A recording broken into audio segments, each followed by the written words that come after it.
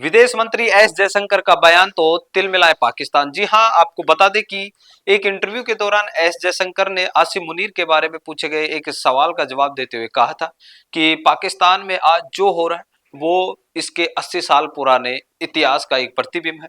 जयशंकर ने यह भी कहा था कि पाकिस्तान में किसी न किसी तरीके से सेना का ही शासन चलता है, साथ ही कभी सेना खुलकर ये काम करती है तो कभी पर्दे के पीछे।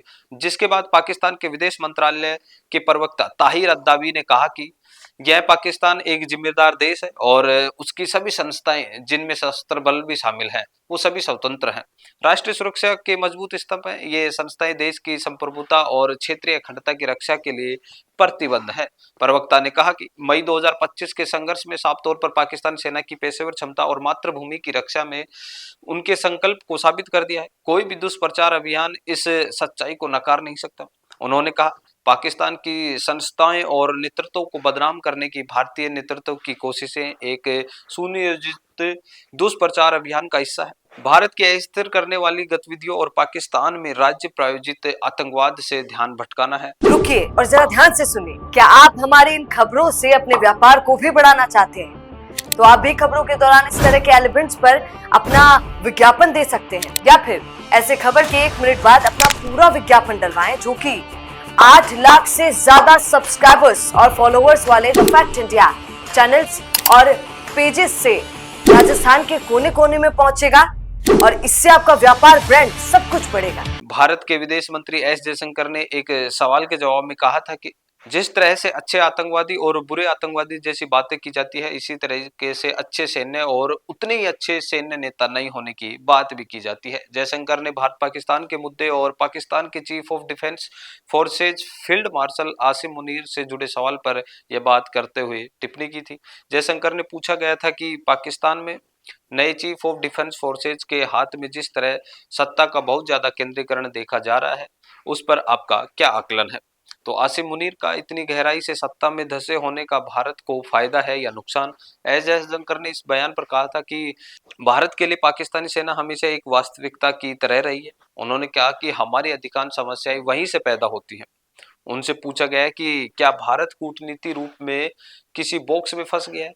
इस सवाल के जवाब में जयशंकर ने कहा पाकिस्तान की स्थिति को देखिए और दोनों देशों के बीच क्षमताओं और प्रतिष्ठा का असर भी समझिए। हमें खुद को जरूरत से ज्यादा उससे जोड़कर देखने या फिर उस पर बहुत ज्यादा ध्यान देने की जरूरत नहीं है। हाँ, कुछ मुद्दे जरूर है और हम उनसे निपटेंगे। जब उनसे पूछा गया कि क्या ऑपरेशन सिंदूर के दौरान ऐसे कोई कदम थे जो भारत अलग तरीके से उठा सकता था, तो जयशंकर ने कहा कि भारत जैसे देश को कुछ नियमों और मानदंडों का पालना करना होता है। उन्होंने कहा देखिए, इसे मैं दो हिस्सों में लेता हूं। जहां तक भारत का सवाल है, कुछ चीजें हैं जो हम करते हैं और कुछ चीजें हैं जो हम नहीं करते। यही वजह है कि हम भारत हैं, हमारे अपने नियम हैं, हमारे अपने मापदंड हैं। अगर हम कोई कदम उठाते हैं तो इस देश में हमें उनके लिए जवाबदेह होना पड़ता है। देश की जनता के प्रति, मीडिया के प्रति और नागरिक और समाज के प्रति ये सब बातें बहुत कहना बहुत आसान होता है। साथ ही जयशंकर ने बांग्लादेश की अपदस्थ प्रधानमंत्री शेख हसीना के भारत में ठहरने पर जुड़े सवाल का भी जवाब दिया। जयशंकर से पूछा गया था कि क्या शेख हसीना भारत में जितने समय तक चाहे रह सकती है। बांग्लादेश की पूर्व प्रधानमंत्री शेख हसीना का ठहरना उन विशेष परिस्थितियों पर निर्भर करता है जिनके तहत वह पिछले वर्ष नई दिल्ली आई थी। शेख हसीना, जो कि पिछले महीने मानवता के खिलाफ अपराधों के मामले में मौत की सजा सुनाई गई थी। जयशंकर ने कहा कि शेख हसीना पिछले साल अगस्त में बांग्लादेश में जो हिंसक छात्र आंदोलन और अपनी सरकार के पतन के बाद भारत आई थी, वो एक विशेष परिस्थिति में नई दिल्ली आई थी। साथ ही जयशंकर ने कहा, मुझे लगता है कि वो परिस्थिति साफ तौर पर ये तय कर सकती है कि आगे उनको क्या करना है, साथ ही लेकिन यह फैसला उनका होगा। उन्होंने खुद करना है। 17 नवंबर को बांग्लादेश की एक ट्रिब्यूनल अदालत ने 2024 के छात्र विद्रोह के दौरान मानवता के खिलाफ अपराध का दोषी ठहराते हुए शेख हसीना को मौत की सजा सुनाई। बांग्लादेश के पूर्व गृह मंत्री असदुज्जामान खान कमाल ने मौत की सजा सुनाई गई। वहीं बांग्लादेश के पूर्व पुलिस महानिदेशक चौधरी अब्दुल्ला अलम मामूल को जांच में सहयोग करने और जुलाई में दोष स्वीकार करने के कारण 5 साल की सजा दी गई। फैसले के बाद शेख हसीना ने पहले की तरह आरोपों को खारिज करते हुए कहा कि यह फैसला गलत और राजनीतिक तौर से प्रेरित।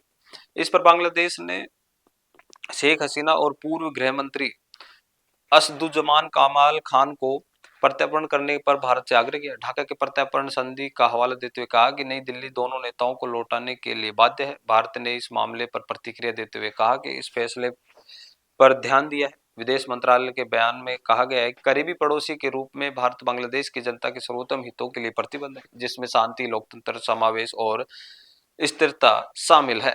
साथ ही अगर आप भी देश दुनिया की खबरें जानना चाहते हैं तो जुड़िए द फैक्ट इंडिया न्यूज से। धन्यवाद। बिजनेस अच्छा हो सकता है, लेकिन अगर नाम नहीं दिखा तो पहचान कैसे बनेगी? अब टेंशन छोड़िए, द फैक्ट इंडिया आपके बिजनेस को देगा वो पहचान जो पूरे राजस्थान में हर किसी तक पहुंचे। न्यूज चैनल पर विज्ञापन, पॉडकास्ट और प्रमोशन के जरिए आप सीधे 5 लाख सब्सक्राइबर और 10 करोड़ से ज्यादा व्यूज तक अपनी पहुंच बना सकते हैं। तो देर किस बात की, आज ही द फैक्ट इंडिया से जुड़िए और अपने बिजनेस को बनाइए हर घर का नाम।